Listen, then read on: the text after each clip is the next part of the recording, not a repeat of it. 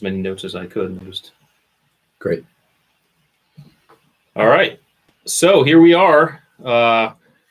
Welcome, everybody. Thank you for joining us for our live launch event for the Attributes, which came out yesterday. And I appreciate all of your support and kind words and comments that have come in. We are here live with my buddy Andrew Huberman in his studio. And as promised, we're here to give you a kind of a discussion as to how and why we came up with some of the neuroscience behind the attributes that I described. But before we start that, I wanted to kind of talk to you about our history and how we met, because it was really kind of unique. I got out of the Navy and I was invited to a kind of I guess it was a planning session for a C-suite executive event where they wanted to talk about a day of peak performance techniques or something like that, right? It was a very Silicon Valley experience, yes. And it was in Silicon Valley where you get a couple people together or more and ask if you had unlimited resources, if you could do anything, what would you do? And but rather than be a kind of generic version of that conversation, it was a really unique one because of the collection of people that were in the room was highly unusual, but very synergistic. Yeah, we had flow state people, we had neuroscientists, me, David Goggins was the other Navy SEAL there. We had an energy expert. Oh yeah, he was great. Yeah, well, I'm from Northern California, so that one was familiar to me. Yeah.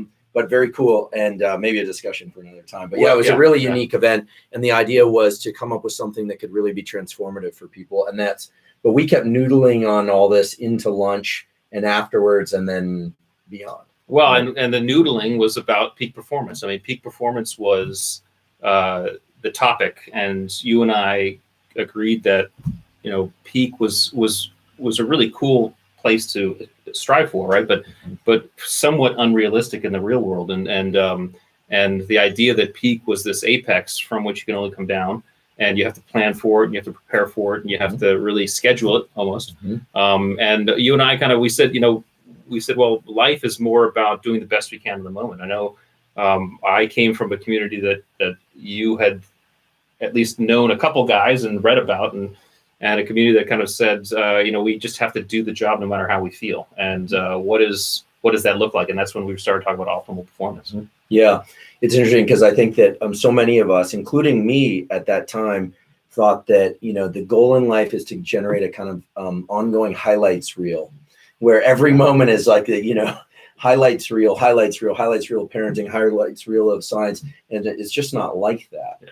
In fact, I don't know of any community of any people or individuals that gets really good at what they do by thinking, how do I generate a highlight reel of today? It's very much about this kind of staircase climb, and the highlight is getting better at that staircase and then finding yourself at a new one. Right? Yeah, and, or even saying, hey, I just went through that, and oh my gosh, I just got through it.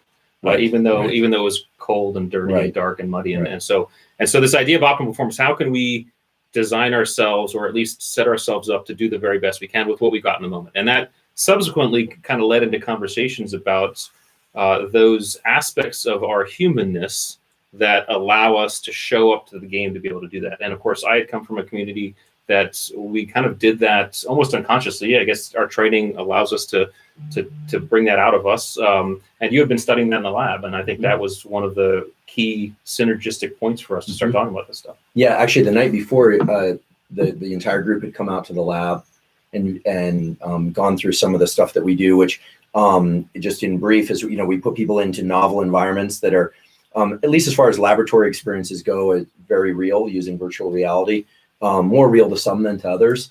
But a lot of people think we study fear in my lab, but we actually study novelty and cognitive load and just the ability to be in situations where the experimenters control everything except the response. Right. And a couple of things kind of came to mind as I recall that initial meeting. One was that a really key thing that then carried on for the years that afterwards was to start dismantling the typical language around peak performance, and maybe even take away the whole notion of peak performance. Because, there are all these great little snappy quotes like, oh, I think for the one that I always hear about your community is, we don't rise to the level of our expectations, we fall to the level of our training. True, but how does that help you in the moment? Right. If you're struggling, you're not gonna be like, oh, I'm falling. It's, a lot of these sayings that are really catchy are wonderful, but they don't help in the moment. Yeah. Because they're not action oriented. They don't allow us to reframe in ways that allow us to really pivot out of things that it can be quite challenging. And so I think the dismantling and reconstruction of a whole new language about performance, I mean, we're not there yet, but it's ongoing. And I think that was really key, because as powerful as some of these sayings and slogans can be, they are what we would say in science they're necessary, but they're not sufficient. Right. You want those in hand, but they're not the vehicle that's going to take you all the way to the destination. And in many cases, they're subjective to the user, right? I mean, we show up with a natural set point, a natural palette of things to the game. And I think that's really where the attributes comes in specifically, is what are those things we show up to the game with? And if we can understand that engine, our own engine, to the degree that we perform under stress and challenge, how can we then, in that understanding, start slapping some of these tools and techniques and procedures that work for us? Because one tool for one person is not going to work, and that same tool for another person is going to work great, right? So one size fits all. Unfortunately, it doesn't exist. But once, I think it's been an amazing pleasure to see the journey that has become the attributes as you started, moving forward with your own set of ideas and based on your experiences and some of our conversations and your conversations with a lot of other folks too, of course, and seeing that there's really a structure, and there's a tractable structure, meaning there's a method to moving through something that actually starts with identifying, what am I really best at? What am I really worst at? And not necessarily trying to be everything to everybody, which I think is something a lot of people struggle with, including myself. You think the goal is to be superhuman, or the goal is to, kind of conquer the brain. And it doesn't work like that. It's actually about being more of I like dogs. I know you like that. It's like, if you're a bulldog, you can retrieve, but you're probably better off pulling large objects if you're a dog, right? A bulldog. And really getting in sync with your natural talents, natural skills, and this deeper pillar of the attributes. Yeah. So how do we figure out that our unique engine, so we can figure out what that means for us, and then ultimately show up to the game and perform optimally, do the best we can in a situation. So we're going to talk about attributes. We have access to some neuroscientist knowledge, right? And Andrew and I worked together on the book to the extent that he really was a sounding board for me as I put these things together, and really, asked you about some neuroscience. How do these specific things map in the brain? It led to some great discussions, some disagreements, which are always even probably better because we learn more. And really, I want to just tell everybody, thank you so much for helping me with that, because it really was. No, it's been my pleasure. And I've learned in that process. And just brief anecdote before we jump into, as part of the bolstering of the science part, Rich came along. This was before the pandemic, of course, came along. There's a group that would meet routinely near Stanford, behind Stanford campus. A bunch of scientists, some folks from NIH, would gather there, people from Silicon Valley, and just evenings of talking about science. And that was also fun to, in the Bay Area, I don't think people were as familiar with the SEAL team community. And for you to show up and to, really start hanging out with scientists and them getting a chance to hang out with you has been, I think has been baked into a lot of what I eventually saw when I, got the pleasure of reading the attributes. Well, thank you. It all helps. So we're going to talk about attributes. We're going to dive into the science. We're going to end the session with a little bit of kind of a sneak preview on some of this peak performance stuff we've been working on. We are, for those of you who can't stay for the whole thing, we're going to record this. So if you can't stay for the whole thing, don't worry, you'll be able to watch the whole thing. And also, if you have questions, so first I want to thank everybody for sending in their questions and comments. It was really, really cool. And we've distilled those down to some topics that we want to really kind of dive into here in this hour or so. So obviously we're not going to hit everything. But we are monitoring chat for some questions. So if you do have a question, throw it in chat. We'll see if we can answer it. And then we'll just try to dive into this. So So in that vein, let's just dive into attributes and kind of the innateness of attributes. I know you and I have had these discussions in terms of, okay, what's innate, what's heritable, what's developed, and how does that all fall into the attribute realm? And, if you could, just start us off with some of that background, and we'll kind of discuss it as we go. Yeah. So there are things that are innately human. The body plan, it differs from person to person, size and shape, et cetera, but there's a general body plan. The eyes tend to be in the front of the skull. They're always in the front of the skull. Ears are on the side of the head. The body plan, we see it on the outside, but it's consistent at a number of different levels in our biology. We have a system for alertness and for retreat and fear. We have a system for digging into effort. We have a system for pleasure. We have a system for pain. Those things are in everybody. And then, so we can call those innate, right? And then there are also systems within us that allow us to maneuver so that we can become more reactive or less reactive, enjoy and experience pleasure more or less. And that starts getting into this realm of neural plasticity, which is the brain's and nervous system's really ability to change in response to experience. But we need to think about one other little corner of innate stuff, the stuff that's baked into us. A lot of people think about genetically programmed, but some of that stuff is heritable. It actually comes through our genes, our eye color, etc. Some of it, however, is there are genes and systems that are set up so that it's likely that we'll be a certain way, but if we're raised in a different environment, we can become very different. And so the example I like to give is, if someone is adopted into a family that runs a dairy farm in Wisconsin, that child is probably going to grow up carrying some very heavy buckets of milk. Milk is heavy and those buckets are big. I'll tell you that dairy farmers are very hardworking and they are very strong people.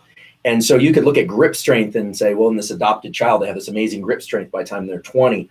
Was that innate? Well, yeah, they had a grip to begin with. Everyone did. Was it heritable? Well, I don't know. We don't know the parents that were adopted.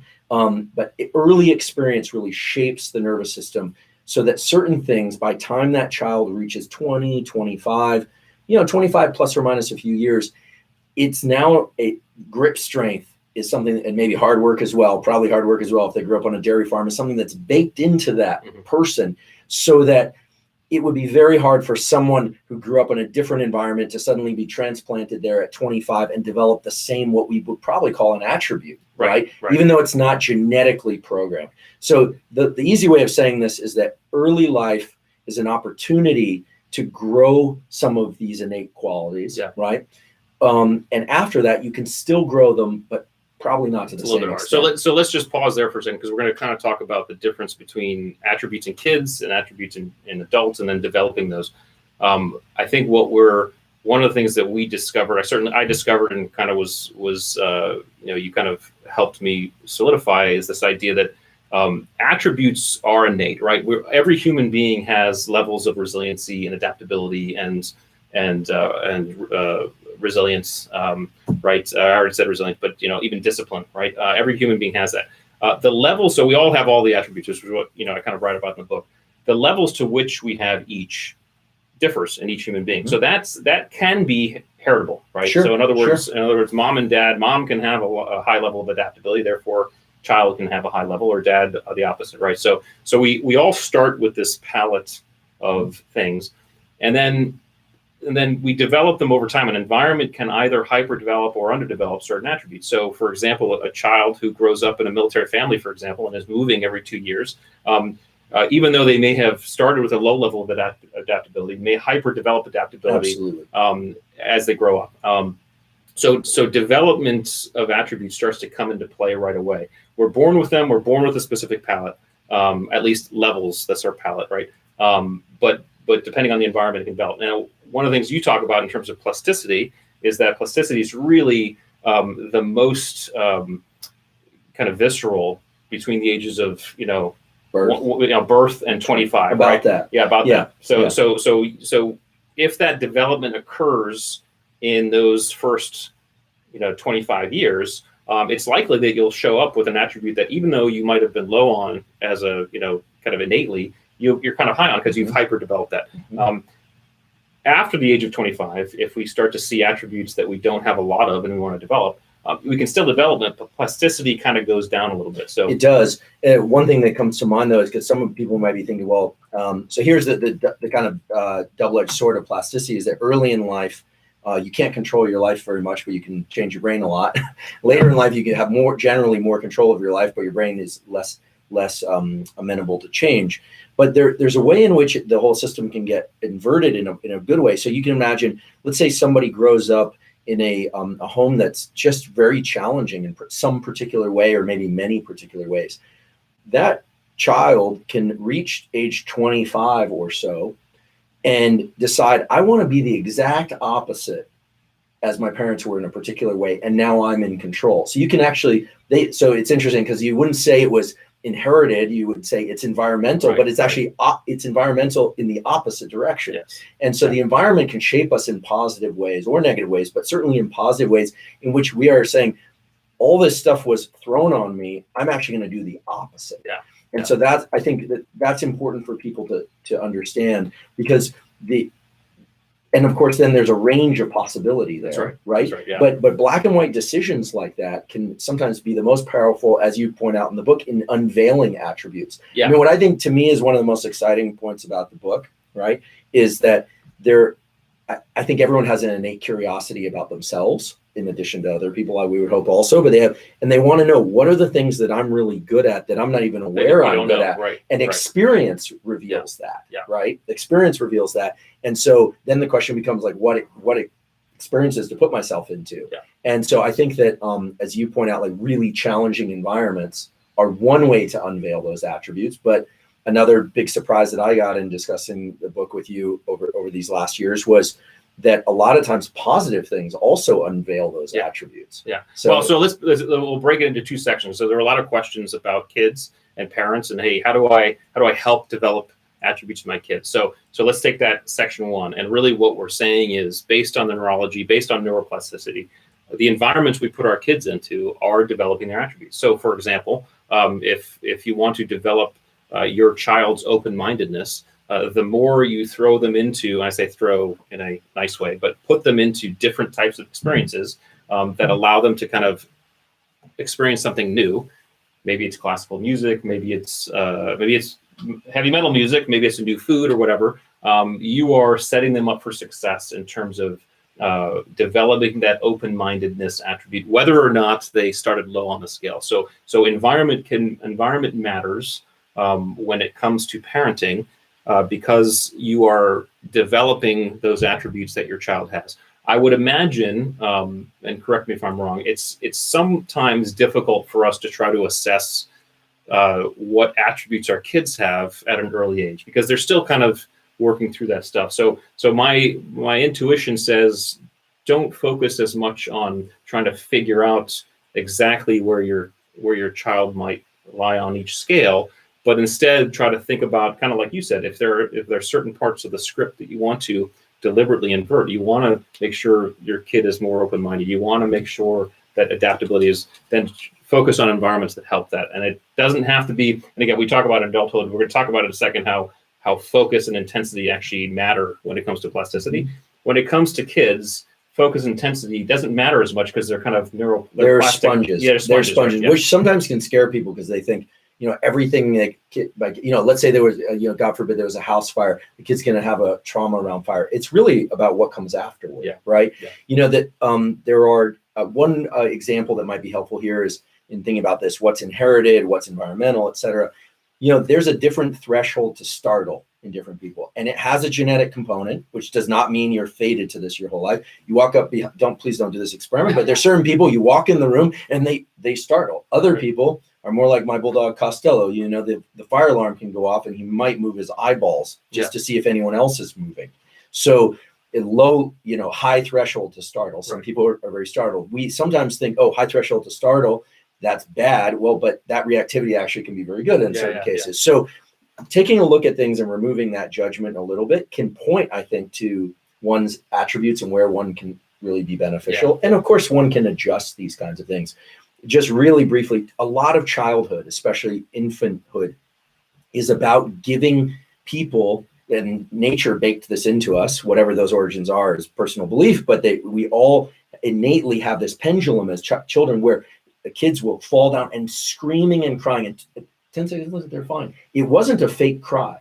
It was just a massive shift in their level of arousal and then relaxation. Yeah. And that's a big part of the growing up process, to learn how to go up and down that staircase. If you don't do that, the first time you feel scared or injured or hurt or happy, it would be a foreign experience. Right. As we get older, part of the reason perhaps that neuroplasticity, that window shuts, is because we start limiting the extent to which we can do that for social reasons, because it would be inappropriate. Yeah. So anyway, I hope people are starting to just get a picture of the fact that these gears are baked into us. Yeah. They can be changed, certainly more so early in life. But when you start looking at them more as gears and mechanisms, it's no longer a kind of scary thing to think, oh gosh, I'm startled really easily, or I'm going to be the person that doesn't spot the emergency because I'm so mellow. These attributes lend themselves, to best to certain kinds of things, and they allow people to pair up and work in teams and couples and business partners in ways that would have allowed, I do believe, our species to go much further than if we were all one species of dog, like all retrievers. I know you own a shepherd, so, which is a far more sophisticated dog than a bulldog. Well, they all have their pros and cons. But so real quick, and startle, and we're not going to get into this right now. We might have time for startle reflex, where we stand on that. It doesn't have anything really to do with the fear response as much, right? It's different. No, I could jump out of if someone jumped out with a teddy bear right now, I'd probably have a lower threshold to startle than you do. Yeah. I'd be startled. You'd probably be like, that was not. Whereas I might be afraid and you might not be. Seems unlikely. Unlikely. So let's go to adulthood, because after 25, and a lot of questions were around this idea of how do I start to develop attributes that I want to.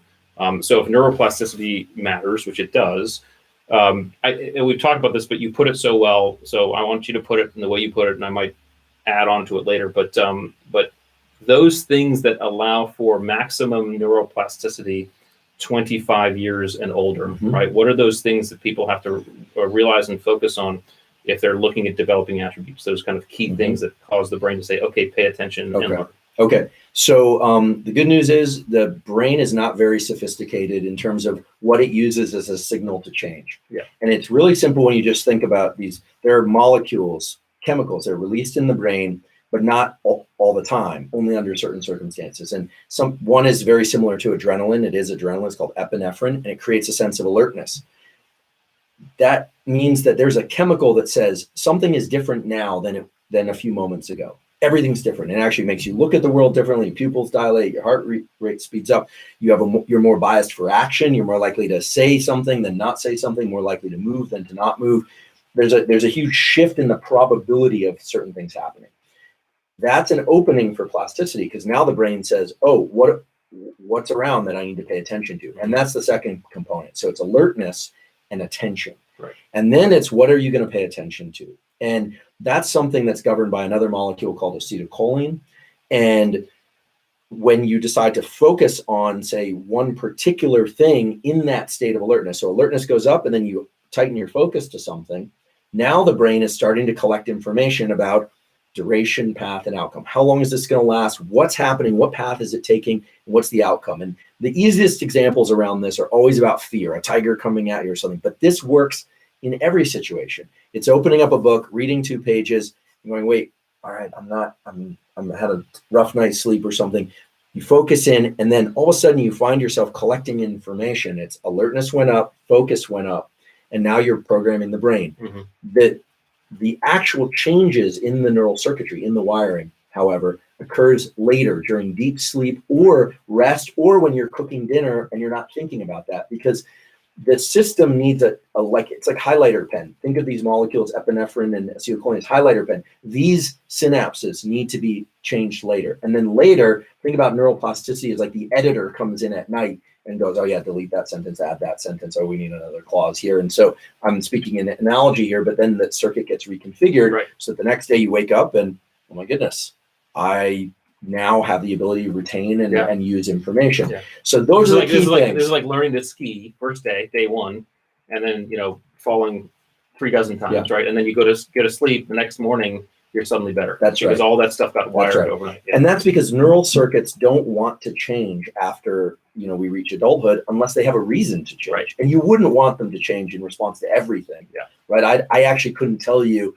what the value is on the thermostat outside the door. I could guess, but if you want to discard useless information, Right. So you need to activate these highlighter pens, and they come from in the brain, so to speak. They come in the form of chemicals, and it's alertness and focus, and then rest. Alertness and focus, and then rest. Yeah. And people always want to know how long and how many cycles. And the brain and the nervous system actually has a good ways of figuring this stuff out. Now, this is the reason why something that's a big event, birth of a child, or God forbid, a car accident, they release a lot of these chemicals, and the brain can learn in one trial. Well, so this has to do with intensity, right? That's right. So intensity drives focus, which means the more intense the event or experience, the more focused we are, the more the brain is saying, pay attention, pay attention. That's right. So that car accident, or in the bad case, or the birth of a child in the good case, it's so intense in that moment, right? What it is because we're so focused, right? That's right. And that's driving that's driving those circuits to connect. That's right. And then later,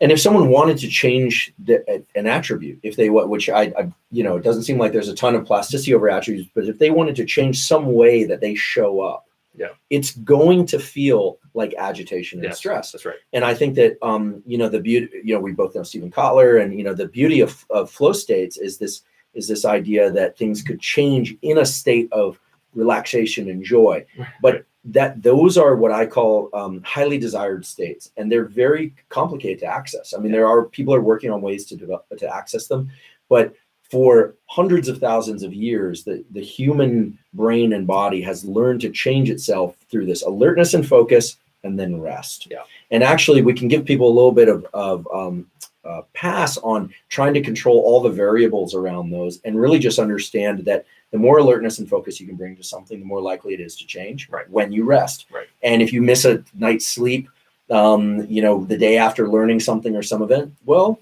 it will eventually change. It just might take a little longer. Yeah. So what that means, really, if we're looking to develop attributes, is that it's going to take a step outside your comfort zone. So if you want, and I always use patience as an example, even though patience and impatience both, and I talk about it in the book, both fine. There's nothing wrong with either. However, if you are naturally impatient and you want to develop your patience, you have to decide to deliberately step into situations that test your patience. It's going to be uncomfortable. It's going to feel like it's an agitation, and that's driving that focus that then develops, and then the learning afterwards, right? So in that, as we age, right? So there's 26 years old, and then there's 47 years old, and then there's 50 years old. As we age, how much does the plasticity get affected, and how much more do we have to focus on those key triggers to make sure we're developing something we want to develop, specifically an attribute? Well, the bad news is that there's never been a recorded case in human history where someone had childlike plasticity throughout the lifespan. Right. There have been anecdotes of people like the great physicist Richard Feynman, who learned to paint later in life, and he learned all sorts of skills, bongo drumming, et cetera, in addition to Nobel Prizes, et cetera. And he actually talked a lot about this, keeping a notion of play. I should have mentioned this before, but when you stay playful about something, you dose the system, the brain and body, with a neurochemical called dopamine, which makes the alertness and the focus something that feels good. I mean, dopamine's main role is to make effort feel good, provided it's in a particular goal direction, right? And so play is a way to it's not cheating the system, but children do this naturally. Adults tend to do it a lot less because we have all these social constraints about looking bad, but also because everyone talks about beginner's mind and how wonderful it is. I don't know. I find beginner's mind to be very painful experience, but maybe so I've decided that's how I define beginner's mind, the pain of slogging through being bad at something. Right. But if you can be playful about it and maybe even maintain a sense of humor about it, then you afford yourself a great advantage. The good news, the additional good news, I should say, is that the plasticity process exists throughout the lifespan. There have been some really good studies. If some of you want to look this stuff up, Rusty Gage down at the Salk Institute in San Diego showed that even people who were very, very late in life, I think they were in the 80s and 90s, who unfortunately these people were really end of life. That's how they were able to do the study. They looked at their brains post-mortem, and they were actually generating new neurons even late in life. Most of the plasticity is not due to new neurons. What this tells us is that plasticity is possible at any portion throughout the lifespan, provided you get that focus and attention, and play is a wonderful way to incorporate that. In fact, so before you go yeah. on though, how does agitation map onto play, right? Okay. So agitation so it's alertness,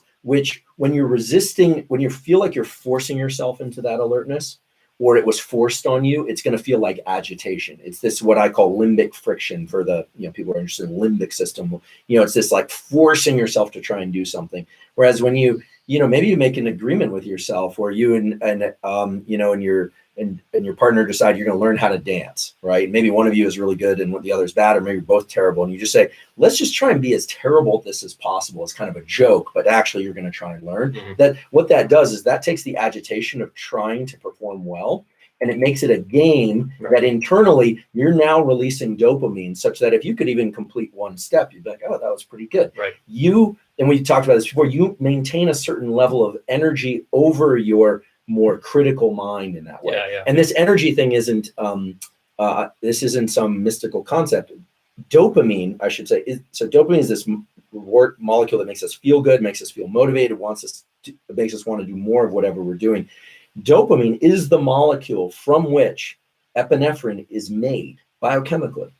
And what that means is that the more dopamine that's around, the more energy you have to devote to something, which is incredible. But we've all experienced it. In our favorite example is when you told me, oh yeah, in the SEAL teams, you're in surf torture, you're cold water, you're miserable, and someone cracks a joke, and suddenly it feels more tolerable. Well, the water didn't change. It's not like you guys all started getting a little cozier with each other. Is that the temperature from neighbor didn't? What happened was someone sparked dopamine in someone else's brain, hopefully in their own as well, and that meant they literally got more epinephrine released. Well, and more gas, more fuel. And we also talked about laughing, right? It's dopamine, but it's also endorphins, which is masking pain. That's right. And then it's oxytocin, which is bonding. That's right. Which is But it has to be genuine. That's right. Right. If you tell me a joke that is not funny, in that moment, I'm probably more depleted. Because you can't. Because you're fake laughing. Right. And this is why the whole just smile or laugh, it's hard. Yeah, you can't fit. Yeah, you tell an upset person, or if I'm upset and a person telling me just relax, calm down, it usually has the opposite effect. Right. Yeah. So we have to find the routes to these things. But plasticity is ongoing throughout the lifespan, and to be honest, no one really knows the limits on plasticity. I think we're just now reaching the point where we understand the science well enough. And people like me, but certainly others, are blabbing about it, those mechanisms broadly enough that I think we are going to start unveiling people that can tap into these processes and generate them more easily than we thought. So the great news is that we can all develop any attribute that we want at any age. Right. The key is attention and focus. You can increase that attention and focus just through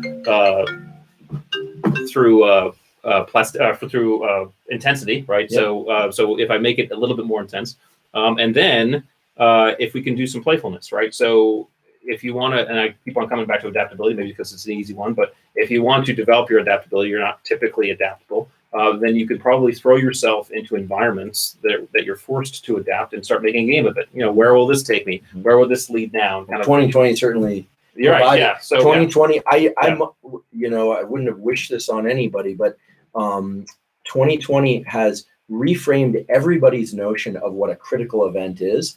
What stuff to pay attention to, what stuff to let go by. I think it's changed everything about how we assess importance.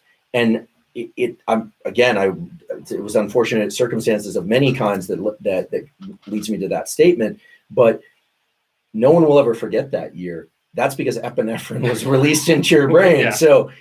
And I think just because sometimes people will wonder how to tap into this plasticity mechanism. Are you doing it right? If you're paying attention to what you're doing it right. It's just that we're so used to getting the feedback, where you hit a button and you get a score, and it doesn't work that way because it comes after these periods of rest, and it's a very iterative process. It requires a lot of repetition. So my encouragement is to make it fun. You have to inject a dose of fun, unless it's an emergency situation, in which case all the molecules are deployed for you. Right. So it's a good segue into the mental acuity attributes. So we kind of decided we were going to talk about the mental acuity attributes. Those are really kind of the most brain centric, at least in the book. All of them have, all the attributes have elements of neurology, but when we talk about how we perform, the mental acuity attributes really talk about how our brain processes the world. So, so it's a good segue because we can talk about learnability as the last one. But there's situational awareness, there's compartmentalization, there's task switching, and there's learnability. So let's just go through those a little bit, because I think that was some of the other questions is how does that work and how does the brain work? Because I think if we look at those attributes and we kind of endeavor to develop those, the development of the other attributes starts to fall in place, because I think the qualities of each of those attributes are directly what we're talking about. It's focus, it's understanding the information's focus and its attention. So situational awareness is this idea that, we're getting all this information into our system every second. What are those things that we are actually recognizing consciously? So I notice I'm in the city street. I notice the people in the blue shirts. I notice the dark alleyways. I notice the street signs. What are we with a vigilance aspect, right? So let's just do a quick overview on situational awareness and how that works kind of neurologically. And we'll kind of step through these for everybody and finish with learnability, which we just kind of talked about with plasticity. Great. Yeah, I love this topic. I don't think I've ever had the chance to talk about it publicly, so this is fun.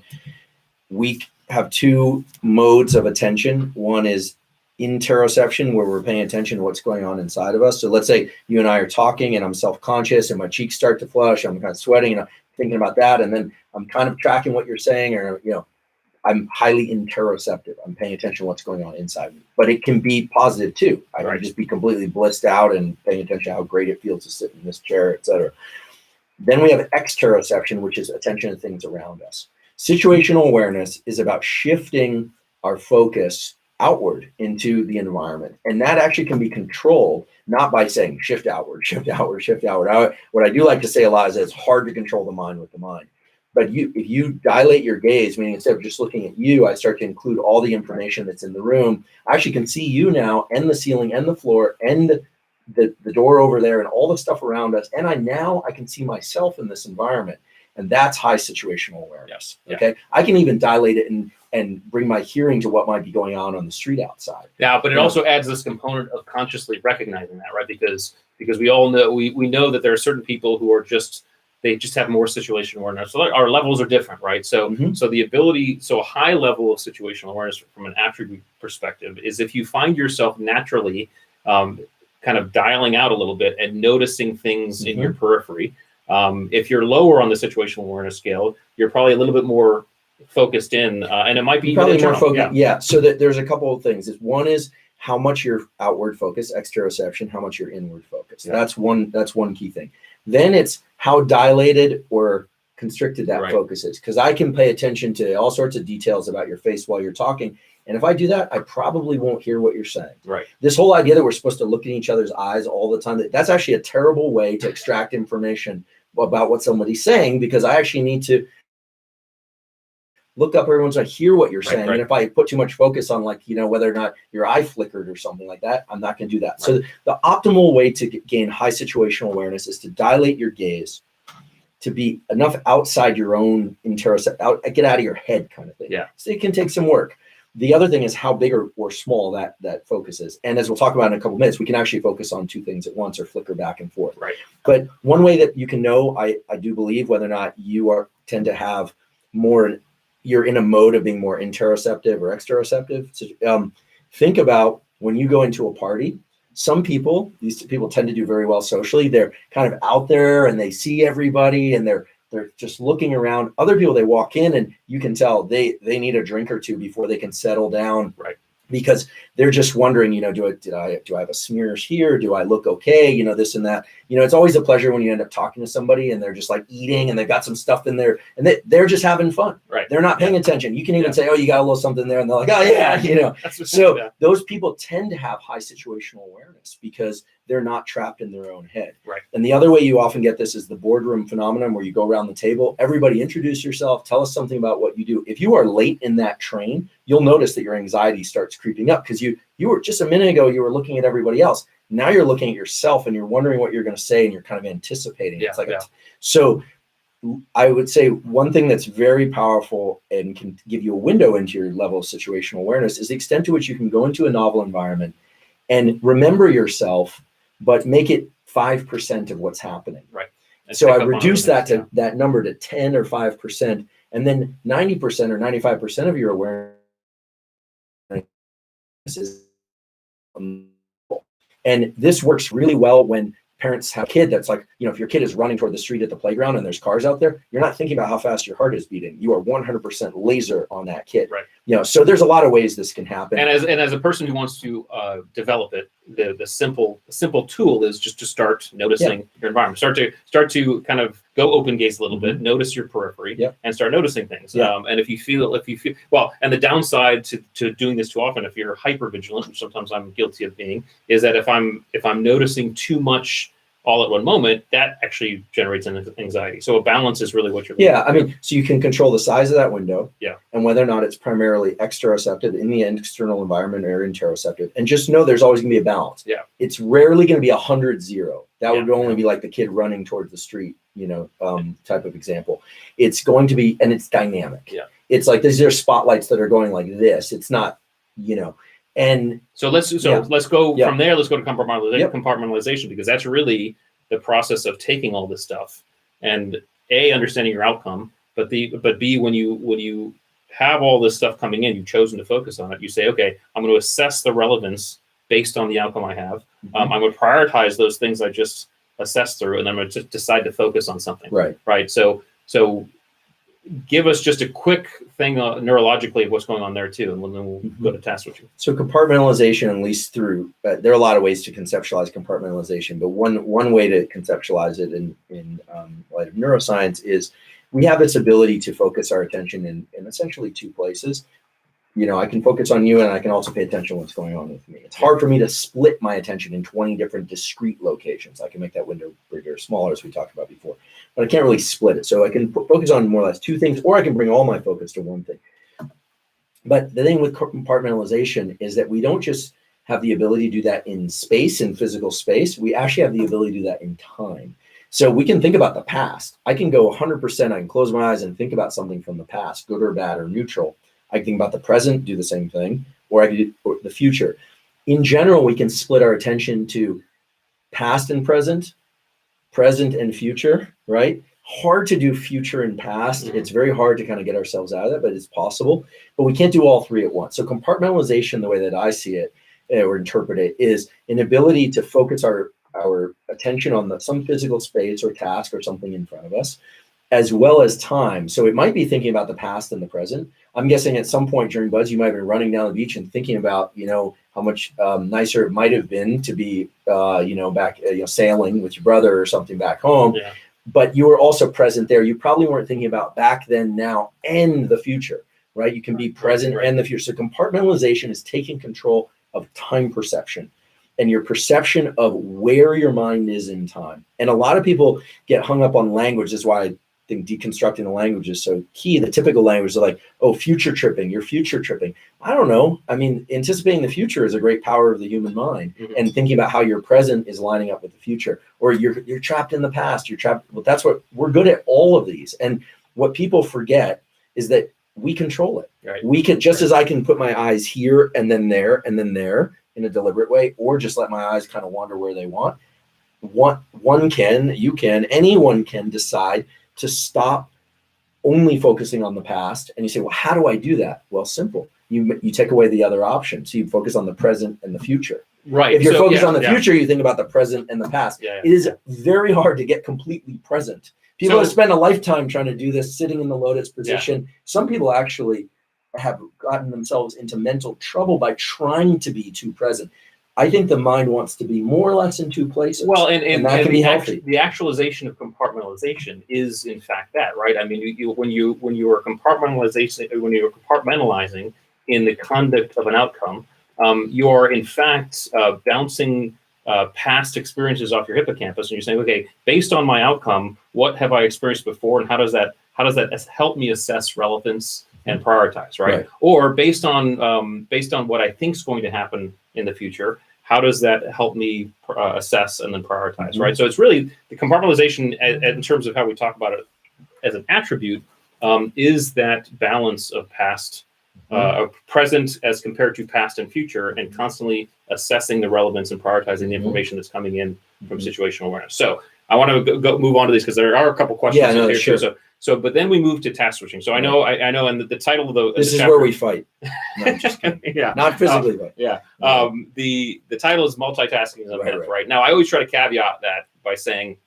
you can't necessarily focus on doing two things at once, unless, of course, you're relegating that other thing to the unconscious, right? We can drive while listening to a podcast, and we can be hearing what they said. Of course, as soon as we almost get into an accident, we stop paying attention to the podcast, right? So in fact, we are task switching. We're hopping between doing two different things. Now I know we've talked about like this idea of dual tasking. You just talked about the fact that we can kind of focus on a couple things at once, probably more than like two. Yeah, that's right. Yeah. For some reason, I can't do it the other. Yeah. So I'm working on that. It's plasticity. So it's not really multitasking Right. as much as a task switching, at least in the actualization of the act, right? Yeah. So and I was just joking about fighting because A, I'd lose, and B, I think we agree more than we disagree. It's just it's a little bit semantic. So I don't think we can multitask, but we can duotask. So there is a mechanism called covert attention, which we all have, which is the ability to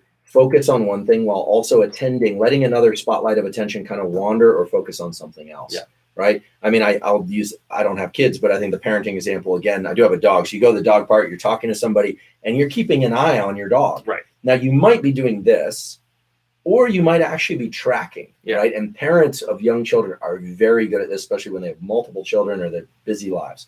So we can duotask and what that is, now talk about getting out of interoception, if you really want to get out of your own like head, you get two little creatures to monitor. Yeah. Because you'll feel a lot, but that's because both spotlights are out there. Right. And I mean, and I think all the parents out there probably are very familiar with what this is. So we can focus our attention, or we can decide to be very laser focused in one location. You bring those two spotlights to one location, and then we can switch from thing to thing. I mean, you see people with these two monitors, or look at people down on the floor of the stock exchange. Right. I mean, there's a lot of duotasking going on. Yeah. Now, what's very hard to do is monitor three things with high levels of attention. Yeah. So and I think a lot of people out there talk about attention deficit and ADD. Some people have clinically diagnosed ADD. A lot of people are just, I think, have come to criticize their own natural innate ability, which is a healthy ability, to switch their spotlight of attention from place to place very quickly. And that is a very good thing to have. There are syndromes that I won't go into all the names and things of people who have a very hard time focusing off something. It's not obsessive compulsive disorder, but people who literally are so laser focused on details of somebody's face while they're talking to them, they miss everything else. Yeah. So I think that task switching does exist in the form of there's two spotlights of attention that can be brought to one location, can be dilated or contracted, or it could be split. And so sometimes it looks like task switching, sometimes it looks like what duotasking, and I actually didn't make up the phrase duotasking. I commented on an Instagram post. Someone said, "So you can't multitask, you can duotask." And I think whoever that person is, thank you. I think it more or less resolves the artificial debate. About so we talk about task switching. Those who are higher on the task switching attribute, right? They find it easier to be able to hop between these different contexts. I can go from this email to this paper I'm writing, or to the phone call, right? And the efficiency and speed with which I can do that is fairly easy. Right. There are those who aren't that good, and you've actually you've accused yourself of this as well. The world's worst. Where you focus in on something, and it's really hard for you to pull out and do something else. there have been times when I can't leave a hotel room because I'm so focused on what I'm doing, or I'm 2 days late to an event that was 1 day long because I just was so focused on it's a terrible thing. It's terrible to the extent, I mean, when you're a researcher, it's great, right? But it lends itself well to science at certain stages of your career. But I think and some people are just more like that. And I was always like that when I was a kid. If I didn't have a phone, I could just get lost in things. Yeah. I wanted, one thing that's come to mind that I think is really important is people think about attention as this, because the way I've been describing it and we've been describing it is like this spotlight that you control. A lot of attention is the other thing too, is about pushing other stuff out of the way, being able to ignore stuff. Yeah. I had a colleague who his office was a mountain of papers and even food and stuff. It was pretty bad. But he would just sit there and type away on his computer. Mm-hmm. That would drive me nuts. Right. And so some people, you can kind of tap into some knowledge about this, the extent to which you can work in any environment or you need everything perfect. Yeah. Some people are just better at eliminating those distractions because they sort of don't see them. They choose not to see them. And some people can be irritated by a drop of water on a pond, two blocks down the road. So when it comes to optimal performance, I think we can both agree, because we have, is the fact that if you can task switch in a manner that allows you to be focused on something, right, but maintain an awareness of priority shifting, right, such that if the priority shifts, you can shift to the new priority pretty effectively and efficiently. You're not thrown off balance. Obviously, we talk about, and we're not going to get into this because it's a whole rabbit hole, but we talk about how many of us, in fact, all of us, get so distracted by our cell phones because that's a bunch of contexts that are forcing us to task switch into the Instagram, into the text, into the email, right? So sometimes we're doing it to our brains, too much, and that's exhausting because it takes a lot of energy. But in terms of an attribute, you can work on, you can see where you stand. And if to optimally perform, it's about, hey, can I focus on something, maintain an awareness, just so that if the priority shifts, I can task switch to the next priority, right? Because that just became a higher priority than what I was just focused on, right? And then go back if you need to. I've been brought in to try and resolve arguments between kids and parents about video games and the utility versus the dangers of video games, and it cuts both ways, right? It's amazing. You can in front of a kid who's looking at an iPad and put your hand like this, and they won't see your hand. Yeah. They won't see your hand. And, that tells you right there that kid has a high capacity for attention. Yeah. The things that really tend to draw us in are emotion and emotion. And there's no, semantic link. Things moving grab our attention more than still images. Mm-hmm. And words on a page are those are harder to grab our attention. It takes a little longer to sink into than looking at a movie. That's why when you sit down to read a book, you don't always just start digesting the information right away. When was the last time you watched a YouTube video and you missed the first minute of a 5-minute video? You don't miss it if you're looking at it. With text, it happens because it takes a few minutes to ratchet in. Right. But we know, and I'll just say, and this isn't because this is about a book, but written word, the retention for written word is much greater than it is for these once you get that viewing. Retention, and that's because you get a lot of bits of information coming in through these two little bits of brain in the front of your head all day long. It's not nearly as often that you're actually looking at something written and paying attention to it. And so the brain says, oh, there's something important about this. Is it also because often when we're reading the written word, we're also doing our own imaging? Right. Sometimes you're hearing the person's. If you're texting, you hear the person's voice. So that's all. We're all doing. Our brain is doing all of that instead of getting it done for us by a video. Right. Yeah, I would encourage people to run a little experiment about this. How much you're in your head or out of your head, just in general, not as an attribute, but as kind of a general theme of your day. Is how much of the time when, say, you're texting or you're writing, do you hear that person's voice in your head while you're doing it, even subtly? Yeah. And a lot of people will say, oh, yeah, so you think you're here, but you're actually in two places, right? You're thinking about it. And so I think a lot of what this is natural ways that we can tap into what, traditionally was called the observer, the recognition of self as a self. Yeah. But it's also good to tune out and just be an experience, right? These are neither good nor bad. These are just the different, it's like a car. You got a first gear up to a fifth gear. You drive fast, you can drive slow. It depends on the environment and your needs. Yeah. Well, so last one is learnability, then we'll get to some of these questions. I know we could talk all day. So, but when we talk about learnability in terms of plasticity, because that's really where the foundation of how well we kind of pick up and absorb and process the information. In terms of people who are a little bit lower on the learnability scale and those who are a little bit higher, right? So I've always said, hey, I'm someone who's a little bit lower. It takes me a while to learn things, right? Whereas we know people who you tell them something once and they pick it up, they got it, right? Yeah. What are some of those differences, as when we just talked about plasticity and attention and intensity and focus, what's the difference in someone who picks up something very quickly versus me, who would take it takes repetitive. It takes me repeating something before I actually absorb it. Yeah, it's interesting. People who are going to be able to learn quickly in novel environments are likely going to be good at getting into exteroceptive mode. Mm-hmm. They're not going to be concentrating on what's going on with them, so they can literally devote more energy to, what color is that road sign? And I'm, paying attention. If you're thinking about the fact that you're hungry, or the fact that this is an important job, and the kind of internal anxiety that can distract you. So get out of your head. It's a getting out of your head thing. Yeah. Now, some people learn very well in familiar environments.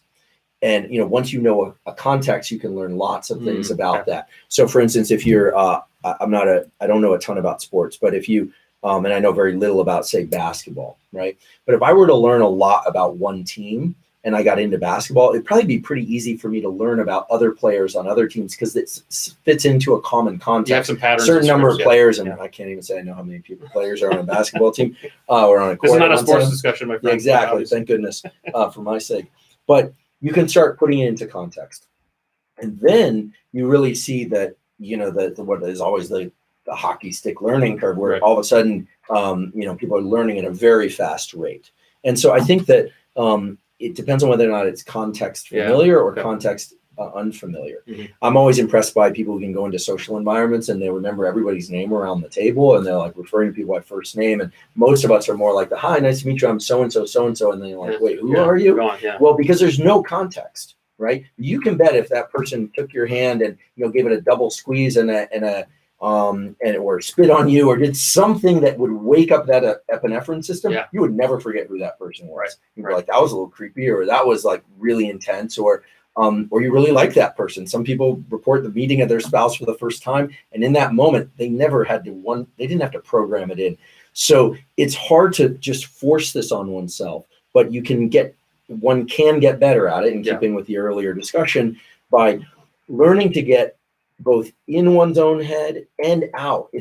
So it's not about being in your head or being out of your head. It's about learning to master those transitions. Like when you learn to drive, the first time you drive in fog, I live near San Francisco, so it's really scary. The fifth time you're in fog, unless it's more extreme than something you've experienced before, you're good. On the East Coast, you learn how to drive on ice. Right.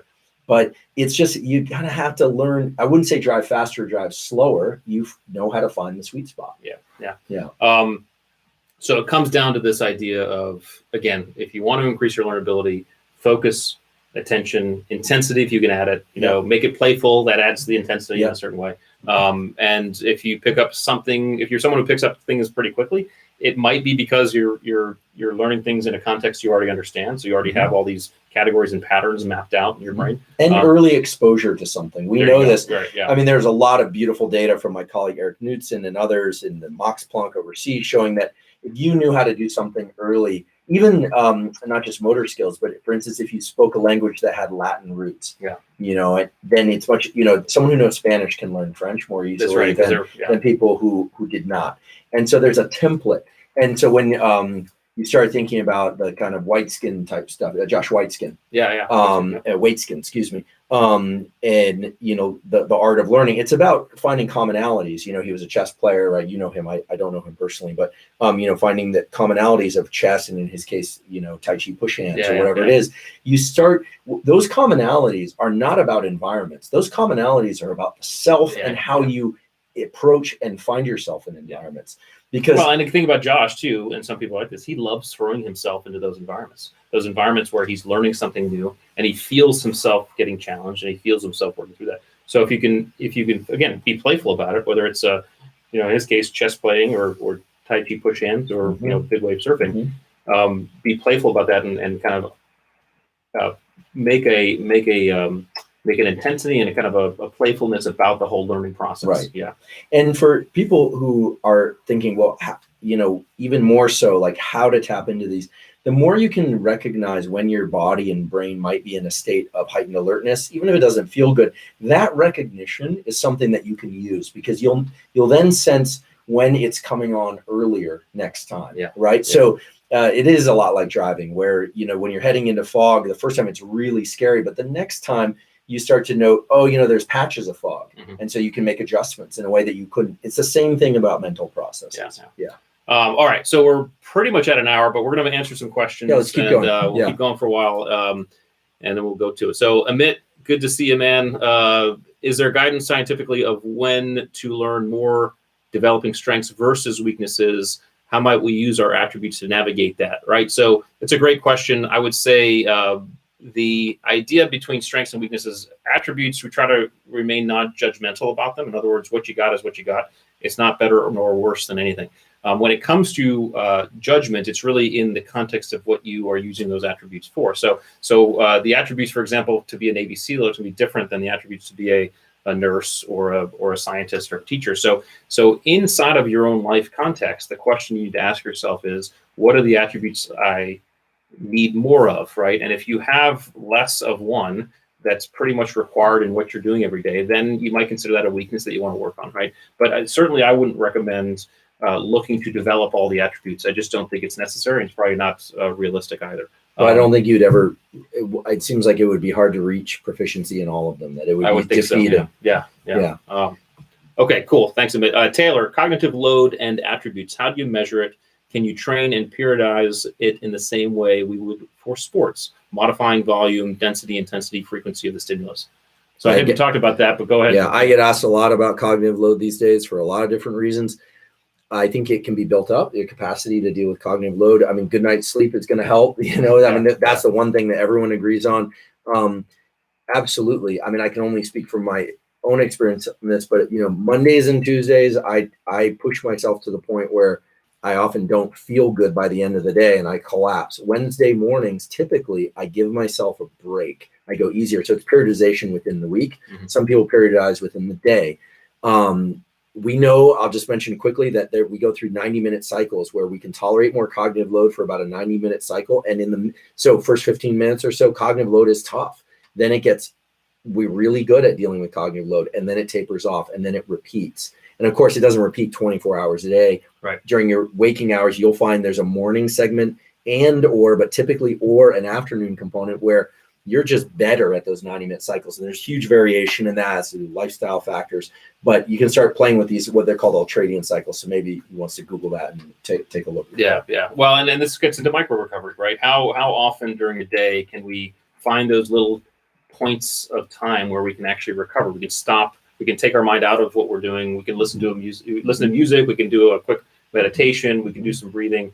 But allowing us to basically plug in our own brain's power cord and getting some of that energy back and wrapping some of that myelin, right? Yeah. Because it doesn't have to happen all in sleep. It can happen just during these. Absolutely. And people talk about deep work. I mean, again, I love Cal Newport's stuff on deep work, but I'll just say, I don't know what that means. Does that mean deep and relaxed or deep and stressed? I would say that you might try, just as a suggestion, 1 90-minute period per day where it's hard. It hurts, not physically, but it's, because we're talking about mental work, it's tough. Yeah. And you probably won't be performing well, but you can bet that will grow you. I'd be willing to bet money on that. Yeah. All right. Okay. PK Pro, I'm interested in plasticity and its relation to perseverance during the rehearsal process when activities are both mental and physical. Could you please speak to that?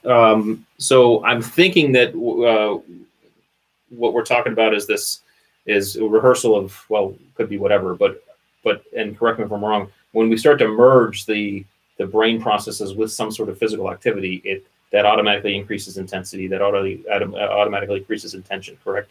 Yeah, and one advantage of combining mental and physical is that when you get enough of that epinephrine in your system, it's hard to sit still. Yeah. One of the hardest things about doing mental work is that if you have enough epinephrine in your system, that you have enough alertness, you often want to move and you want to go back and forth to the kitchen 12 times. Then you're drinking coffee to get more of it, and now you're really agitated. And so that doesn't mean you necessarily have to treadmill while doing this or anything, but when you're trying to learn something that's mental and physical, it tends to bring people into this sensation of being very present and in the activity, because the agitation has an outlet. One of the things I learned a long time ago is they tell you this when you're a summer camp counselor with the kinds of kids I worked with, which was be a channel, not a dam. When I was working with 14, 15, 16-year-old boys who were wild, and you're not going to sit them in a circle and ask them all to hold still, right? Yeah. You're going to get them moving, right? And then you add a cognitive component, and pretty soon everybody's relaxed.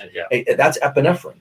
It's the same when we're working on our own and with ourself. You want to be a channel, not a dam to these processes. And what we just one more note on that, we talk about plasticity in relation to perseverance. Again, I talk about perseverance in the book as being a combination of both of tenacity, persistence, and fortitude.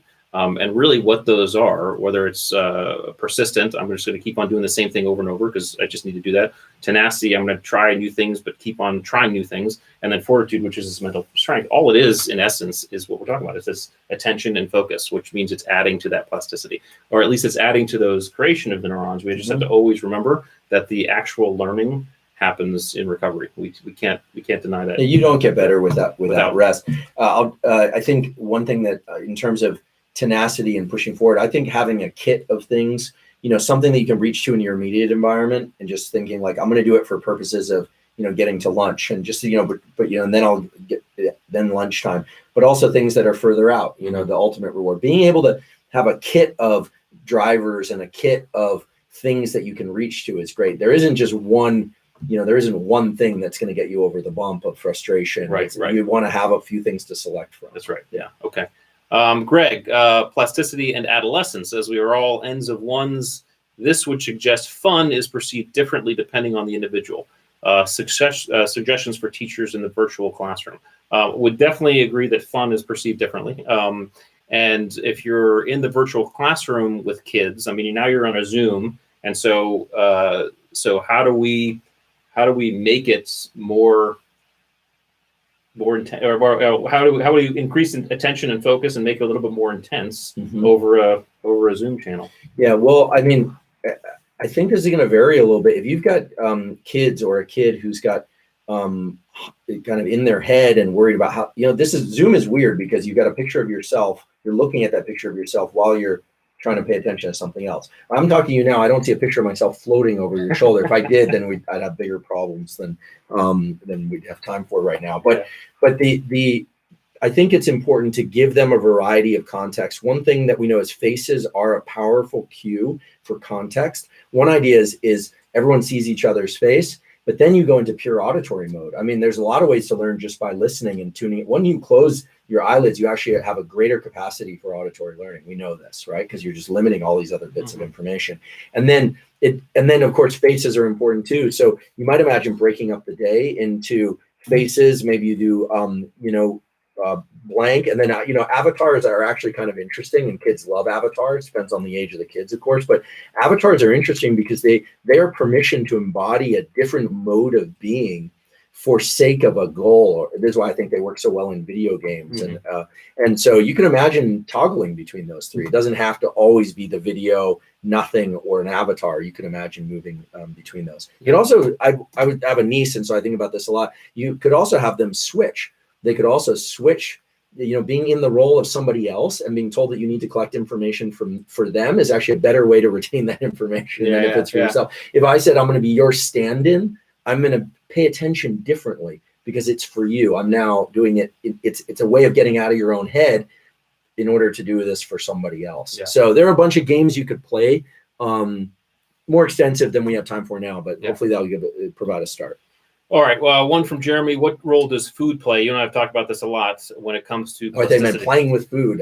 I was always told not to play with my food. Well, that could add to the intensity and the fun, right? Yeah. So, but what does that? I mean, we know specific foods help with plasticity. So, what's a quick breakdown of those foods? Yeah. So, alertness, as we talked about, is the gate for triggering attention, and rest and relaxation is the requirement for ensuring that plasticity happens. Yeah. So, things that can lend themselves to alertness are not having a ton of food in the gut.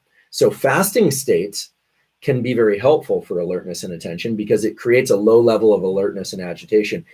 No matter what you eat, if your gut is really full, you're going to be sleepy because you're going to divert a lot of energy and blood to your gut. Right. So, and then of course there's the types of food. So then there are things that are high in L-tyrosine. So things like nuts, certain cheeses, certain like red meats and things tend to, L-tyrosine is the precursor to dopamine and epinephrine. Whereas starchy carbohydrates, things like turkey, which are rich in tryptophan. Both those things are literally the precursor to serotonin and make us feel more relaxed and sedated. Yeah. This is why I'm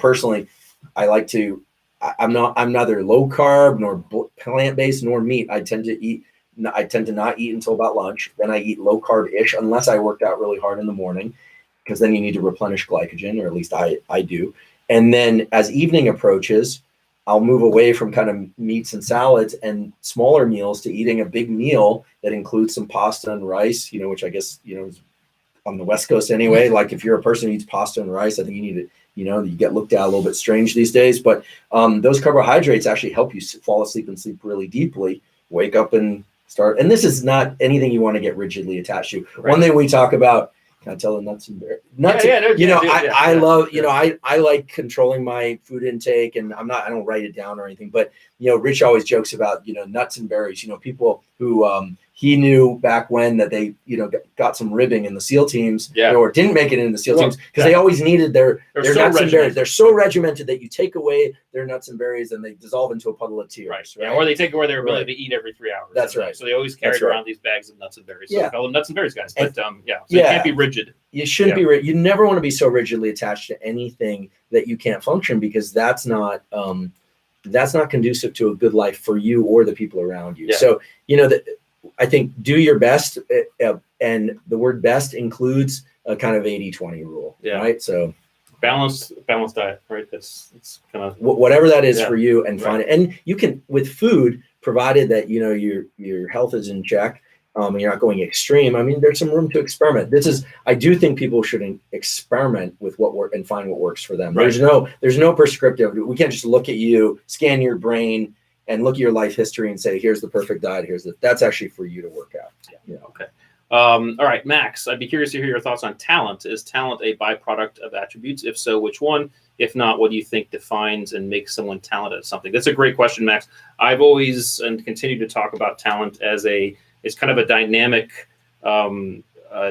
dance between skills and attributes, right? So certainly our attributes allow us to help learn a skill more effectively, right? So we talk about sports, for example. The best athletes on the planet. It's not just because they're masters at the skills of that sports. They're bringing attributes into that equation. So they're adaptable. They have high situational awareness. They have discipline. They have all these things that actually add. So both skills and attributes combine to create talent. And my sense is that those who tend to show up as seemingly more talented probably were thrown into an environment where their attributes matched that environment. They were able to learn the skills a lot faster, so that the talent developed more quickly. So that would be my thought on that. Any other thought?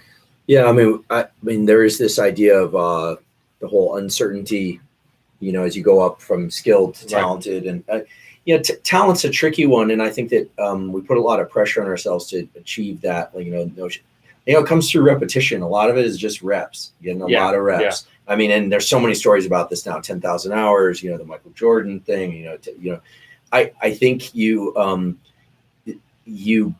build up talents through repetition. And then there's context switch where you can find that you have talents for things you didn't expect, but that's because you're spotting the commonalities in context. Yeah. And I would say repetition of skills-based training.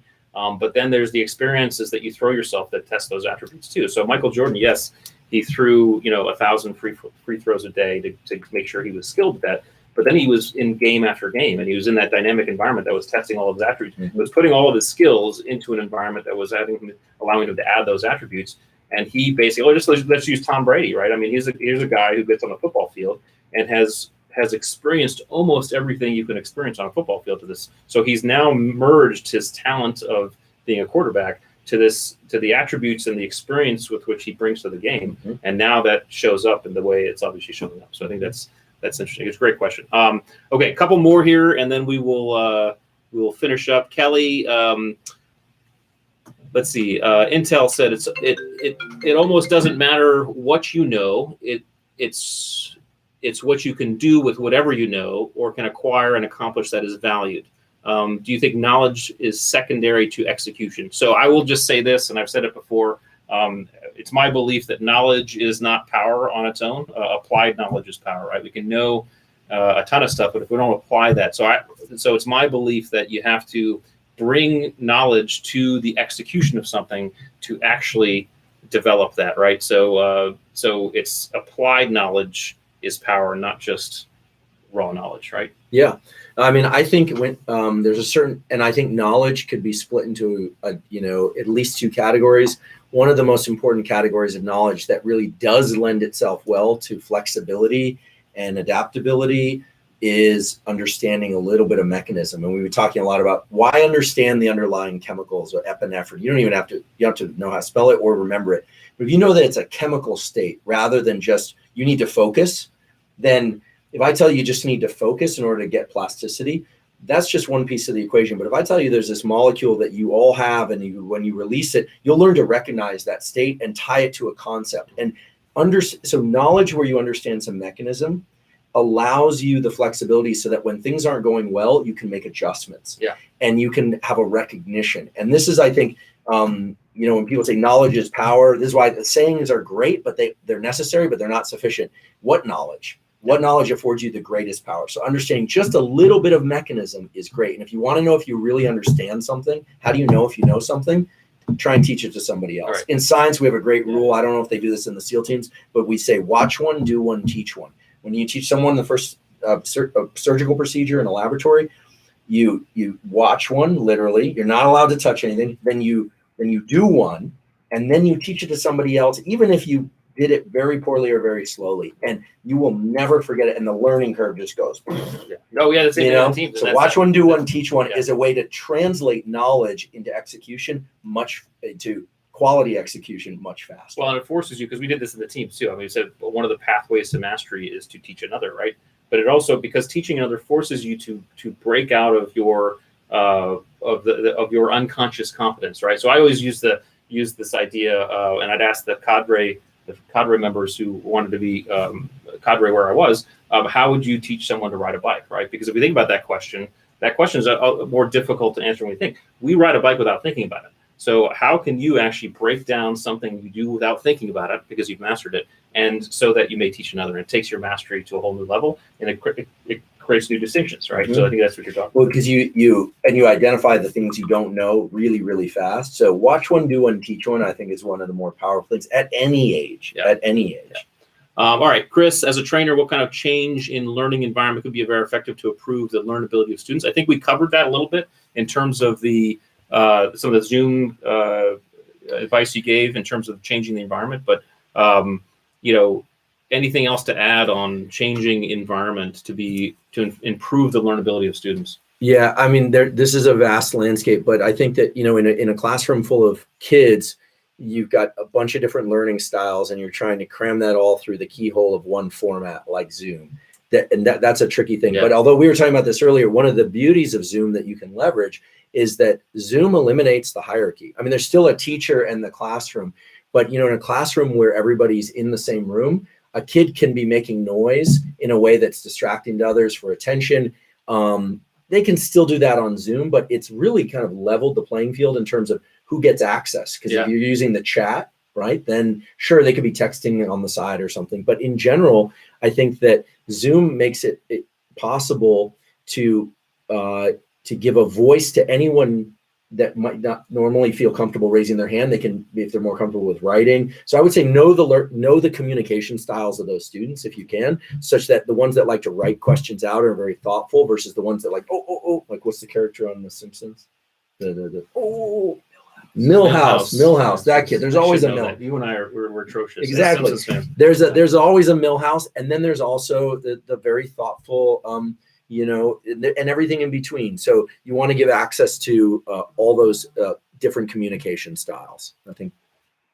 Awesome. All right, two more, and I think they're gonna kind of be related, and they'll help us kind of tie this up with talk about some of the stuff we're working on. And I'll start with the second one first from Jessica. In the courage chapter, it was mentioned that dopamine is released when we walk into a situation in which we fear. Is this released because we interpret the situation in a way that allows for that release, or is this release of dopamine based on an unconscious process? as the non-neuroscientist, I'll take this first, and I would guess it's a little bit of both, right? We can either consciously decide to step into our fear and we get the dopamine, or in the autonomic kind of takeover, if we choose to fight, or i.e. step into fear, we're still going to get that dopamine response. So a little bit of both. A little bit of both. I would agree. A lot of it is unconscious if you're moving forward, and of course, this means moving forward in a way that's not destructive to you, right? I mean, I wouldn't want people to make dangerous mistakes in their effort to move forward. On the other hand, any forward movement is movement that is not is taking the place of the other two options, which is to remain stationary or to back up. Right. But this is probably a good opportunity to just briefly mention staying still is not necessarily freezing in fear. Right. And I think that this is a really important concept. We think of somebody freezing as, a petrified, like they were forced to freeze, but a deliberate pause actually can afford you that situational awareness, can give you the opportunity to make decisions that are really adaptive. And in the end, whether or not there's dopamine or not is actually dependent on an outcome and an post hoc interpretation, meaning later how you reflect back on something. And I think a lot of people are familiar with doing a performance or doing something, and then later that day, they're really keyed up and they're just ruminating on all the things that they did wrong and that they could have done better. That's your brain working it out, so the next time you reflexively do things better. Right. But inevitably, so it's healthy. We shouldn't feel bad about it. No, right? and or make ourselves feel bad as we think about that stuff. Exactly, yeah. and not to be and this is a positive form of cynicism, and good luck trying to shut that down. Right? Yeah. I'm not aware of any way to eliminate thoughts like that, except if you understand again a little bit of the mechanism. Your brain is trying to figure out what it can do better because you care. That's a healthy process. Yeah. That's your report card that you're generating for yourself. And that report card is what the brain's going to use as a template saying, I need to improve here, here, and here. That stuff I just is fine. And that has a name for it. It's called learning and getting better. Yeah, well, this is plasticity, right? This is plasticity defined. As you reflect back, you're creating intensity, you're creating attention, you're creating focus, which is telling your brain, okay, make those neurons, and then when you sleep on it, you process that learning, right? So, and human beings go through a tremendous amount of effort to try and bypass all that stuff and make the process pleasurable from start to finish. And you actually wouldn't want that. Right. You wouldn't want that because you want to be a selective filter. And you want your brain to be selectively filtering. Just one thing I'll just say. So the neuroplasticity is going to be mainly the formation of synapses, new connections, and removal of synapses. And in some cases, you'll add new neurons. But typically, it's this formation of new synapses thing. Yeah. Just remember, as you're doing that reflective process, as you're going through that presentation you gave or thing you did and you're thinking about all the mistakes, do not spiral down. Understand that it's a process, it's a natural process, and you're doing that so you can learn. But spiraling down can be detrimental, which a lot of us sometimes are guilty of as well. So don't lose sleep. You actually have to do it so you can gain sleep, so you can actually learn, right? So yeah, and I think self-assessment is really important. A lot of times we immediately leap to how did I do, how'd that look, where did I screw up, where did I do, and I think that's a way that bypasses a really critical element, which is to think about, do your own best assessment and then compare it to other people's assessments. All right. So the last question I'm going to read because it's going to kind of go into our chance to kind of talk about what we've been working on, and then we'll tie this whole thing up. All right. How to perform at your best during intensity and pressure, during times in which you feel very overwhelmed and also struggle to think clearly. So this is really, in fact, what Andrew and I have been working on now for the last three and a half years in terms of helping articulate that process, map some tools with the neuroscience so we can help people actually learn the appropriate sequencing so that people can actually proactively move into stress, challenge, and uncertainty and go through it productively and then grow from it. So you take it from resiliency, which is this idea that I just got knocked off baseline, I'm coming back to baseline, and take it to anti-fragility, which is the idea that I just got knocked off of baseline. Now, when I come back, I've grown from that experience. So we've been working on this, the optimal performance guide, and kind of a process where we teach this. We're hoping to have it to all of you who are out there by, I don't know, next 2 months. 2 months. There, we said it right there. It's important we get it right. So we're stay tuned. I mean, it won't be terribly long. The question is, we initially linked up, as Rich said, around a both taste for and loathing of slogans, because it's sort of like, I don't want to get in trouble with any of the trademarking, but there are some encouragements to just accomplish it. Well, no, so how do you? It's a private thing. Yeah. So how do you just do yeah, it, how right? do you just do it? It's like it's easy to do when you're motivated and you're but like you said, when you're feeling overwhelmed, how do you just do it? Yeah. And there are no secrets, but there are ways, there are tools that one can use to move into, through, and out of hard conditions, as well as good conditions, right? How to maximize on the good, because the anti-fragility is really about this constant upward progressive thing, as opposed to a degenerative cycle of just getting by. Right. And so now we're, but to put some meat on an answer, because you asked about this, it has to do with taking control of your physiology, your body, when you can't control your mind, and it has to do with taking control of your mind when you can't control your body. And so the approach is one that's deeply rooted in principles of neuroscience and physiology and psychology, in a way that we would say, like, it's not domain specific, meaning it applies to parenting, it applies to sports, it applies to military, it applies to science.